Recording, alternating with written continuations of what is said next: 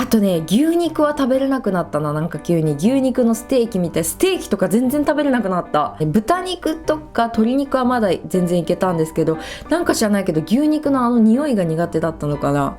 それとね、つわりの時期にもうとりあえず食べ座りなんで気持ち悪いから、食べるとちょっと楽になるけど、食べてる間と食べたもうその後の5分10分は大丈夫だけど、その後にまたね、食べたものが気持ち悪くって、今度は吐き座りで吐き気がすごく出てくるんですね。そしたらね、結構戻しちゃう場合とかもあったりして、そんな感じでちょっとこう何か食べて戻しちゃった時の食べ物ってもうね、ちょっとトラウマで若干食べれなく、今ね妊娠中期なんですけど、中期の段階でまだ食べれない。例えば今思い出すと、豚骨ラーメンがっつりね食べて戻したから、ちょっともう私それがトラウマで、食べてない時とか胃液とかが出てきたり、胃液を戻すでもうすっごいなんかこう気持ち悪いというか、胃とかこの辺がもう荒れるというか、もう本当にしんどくって、もうトラウマで食べれないですね。とはいえ動画のね投稿があるじゃないですか。編集はねできる時はもうおいおい言いながら、気持ち悪いって言いながらもっぱんの動画を編集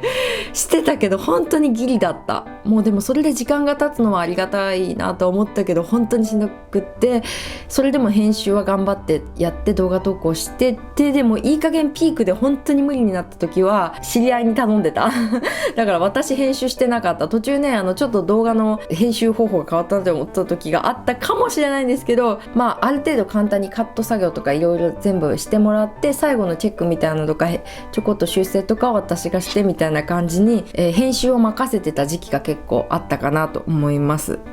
それとね、あとちょっとごめんなさい、話がねいろいろ飛び飛びになって、ちょっとここ殴りかけみたいにしてるからまとまってないんですけど、つわりで一番ひどいのが起きてすぐと寝る前が一番つわりのその吐き気がひどくって、よくネットにも書かれてると思うんですけど、起きてすぐ歯磨いてから、飴とかねクッキー食べるのがいいって聞いてたんですね。だから私は、結構飴舐めてました。歯磨いてから飴舐めながら横になってるみたいな。でも飴もね、つわり用の酸っぱい飴があるんですよ。その酸っぱい飴を舐めてました。それでさらに OK みたいな。なんか普通の飴舐めるよりもね、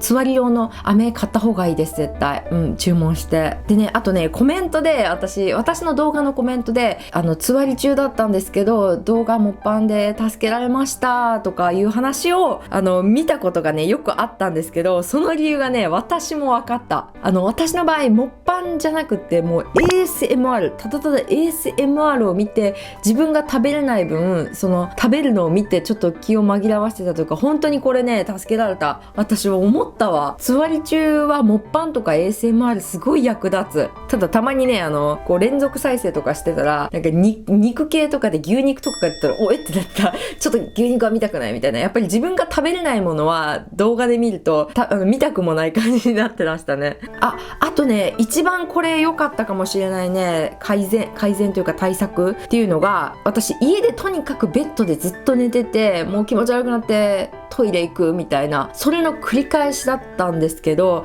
クマさんが夜会社から帰ってきて、なんか散歩行こうよとか誘ってくれて、ちょっと散歩に外に一歩踏み出すと結構ね外の風が気持ちよかったりだとか、なんかクマさんと喋ってることで気分が変わるせいか、家で一人で寝てるよりもなんかちょっと気分が紛れました。もちろん気持ち悪い状況はずっと続いてるけど、なんかちょっと気持ち的に楽になった。なんか気分の悪さもちょっと収まった気がしました。だからね、思い切って無理だと思ってもちょっと一歩外に出てみると意外といいかもしれない。ただ本当に外でなるとちょっと家にトイレまで走らなきゃいけないから大変なことになるんですけど、でもね、一人で外にお昼とか出たら全然ダメだった。やっぱり誰かいないと喋ってて気を紛らわすっていうのが大事だったのかなとも思います。誰かと一緒にねお散歩がちょっとおすすめかな。はい。でね、ちょっとここからつわり対策のグッズなんですけど、これ私も何個を使ったんだろう。これね、日本では認証されてない、まだ未承認かなんかで、海外とかあと韓国でももう承認されてて、妊婦さんね、つわりの方とか結構利用してる方多いと思うんですけど、ディクレクションっていうやつ、このつわり用の薬、これはめちゃくちゃね効くそうです。私もある程度ねこれがあったことで助けられたというか、その入院になる手前でとどまったのはこれのおかげかなと思います。つわりがそこまでひどくない、ちょっとね気分悪いわ、吐きあるわぐらいの方は完全につわりがない状態になるかもしれない。私の周りの聞いた人とかはそんな感じでね、すごい収まったよっていう方が多かったので、すごい効果あります。もし海外でね住んでる方とかはこういうのを利用するのがいいと思うっていうか、病院で多分処方されます普通に。あとあるかな、ここ入ってるはず、あったつわりバンド知ってますか？これ結構日本でも韓国でもおなじみだとは思うんですけど、ここにねこうつけとくんですよ。でここがちょっと押されるようになってて、ここにツボがあるのかな、なんかこんな感じでつけてるとつわりを少し収めてくれるっていうつわりバンド。これは私もう妊娠中ずっとつけてた。お風呂の時以外ずっとつけてた。これ両手あるんですけど、これ両手につけてもうどこ行く時ももう寝てる時もずっとつけてた。ただねこれは効果があったかっていうと、そんなに私はあんまりあったとははっきり言えないのが、多分ね気持ちの問題じゃないかなでももうねこれがないと不安でしょうがなかった。もしこれをのけすごいしんどくなったら大変なことになるから、もうとにかく終わるまではずっとつけてましたね。でたまに洗濯して洗ってきれいにね変えて、ずっとつけてた。あとは飴かな、ちょっと今もう食べちゃって全部ないのかな、写真撮ったと思うんですけど、つわり用のさっき言った酸っぱい飴ですね。それとかは結構役に立ったし、でもねその飴よりも実際韓国のスーパーの輸入品コーナーで棒付きのチュッパチャップスみたいな飴なんですけど、めっちゃ酸っぱいパウダーがついてて、飴自体も酸っぱい超酸っぱい棒付きキャンディーみたいなの売ってて、それがめちゃくちゃね私は助けられた。とりあえず多分酸っぱいものがいいんだわ。特に飴だとねずっと舐めてられるから、その食べ物だったら一瞬で食べ終わっちゃうからね、その食べてる時間が楽な時間なのにすぐ終わっちゃうけど、あれはおすすめ。酸っぱいね飴とかキャンディーを前もって探しておくっていうのもいいかもですかね。こんなもんかな。とりあえずグッズそんなに多くなかったなでもとりあえず対策できることは対策した方がいいし、私は韓国でね買えるものとしてそんな感じのものをちょっと入手して使ってみたりはしたんですけど、日本でもまたね別のなんかこうつわり対策のグッズ品とか、あと食べ物とかが専用で売られてたりはすると思うから、もうネットでとりあえずつわりとかで検索して買えるもの買って、ちょっと高くてもやっぱつわりの時期本当にしんどいからね、こういうので対策を取った方がいいと思います。で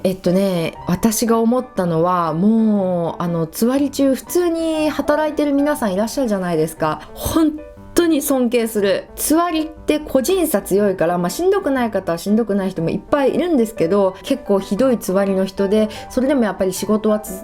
休めないからってやってる人とかはねいらっしゃるの本当にすごいと思う。私それ本当にもう拍手だと思う。もう頑張ってるね妊婦さんいっぱいいらっしゃるから、私はもうそういった方本当に応援したいっていうか、もうなんかつわりのなんか応援団体みたいなのがあったら本当に入りたいレベルに、私はめちゃくちゃつわりで人生の本当にもう地獄を知ったじゃないそれ言い過ぎかも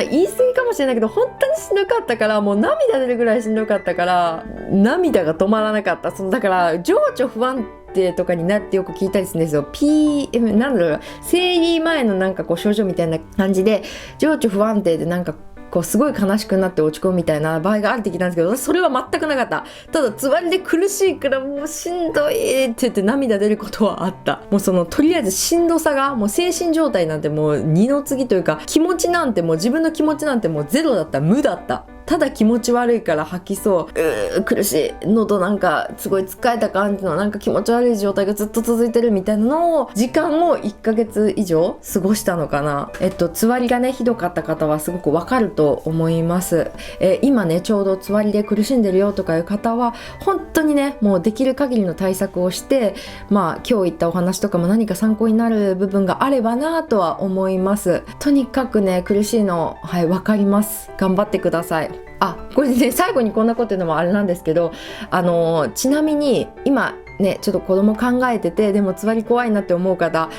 つわりが来ない方もいらっしゃいます。私の友達でつわり全然なかったよの子何人もいる。何人もっていうか何人もではいないけど数人はいる。だからある程度ねつわりが来ない人も結構割合的にはいるのかなって感じ。ダイアナに関してはねつわり全然なかったよねってすごいすがすがしい顔でめっちゃ羨ましかったけど私すごいしんどかったから、なんかやっぱりね本当に個人差だから。でなんかまた1人目はつわりひどかったけど2人目は何もなかった、つわり楽だったとかいう人もいれば、1人目はつわり全然なかったけど2人目つわりひどかったとか、本当に毎回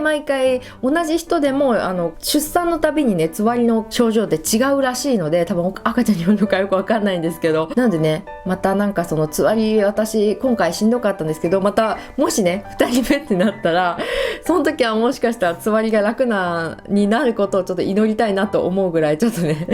つわりはもう経験したくないなって思います。今頑張ってるね、つわり中の方々本当に応援します。もう本当に私がもう身をもって苦しいのが分かったので、頑張ってください。